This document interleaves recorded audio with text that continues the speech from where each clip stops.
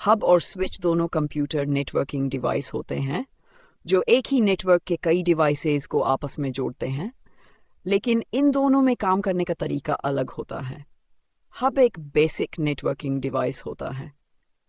जब कोई computer hub को डाटा भेजता है तो हब उस डाटा को नेटवर्क के सभी डिवाइसों को भेज देता है, चाहे डाटा की ज़रूरत किसी एक डिवाइस को ही क्यों न हो।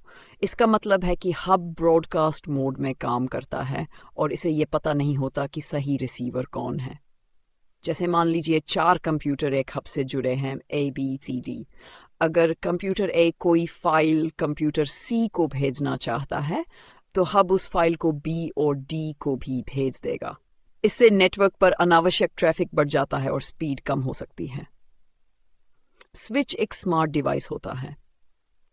जब कोई कंप्यूटर स्विच को डाटा भेजता है तो स्विच पहले यह देखता है कि डाटा किस डिवाइस के लिए है, फिर वही डाटा केवल उसी डिवाइस को भेजता है। स्विच हर डिवाइस का मैक एड्रेस पहचान लेता है और उसी के अनुसार डाटा ट्रांसफर करता है।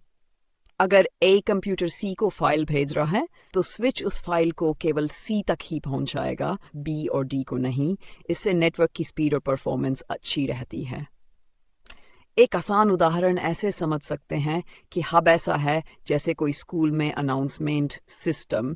कोई एक मैसेज सबको सुनाई देता है, चाहे वह ज़रूरी हो या नहीं।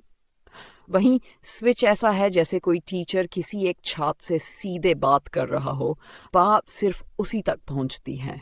इसलिए आज के मॉडर्न नेटवर्क में स्विच का इस्तेमाल ज़्यादा किया जाता है क्योंकि यह तेज, स्मार्ट और सुरक्षित होता है, जबकि हब पुराने और छोटे नेटवर्क के लिए उपयुक्त था।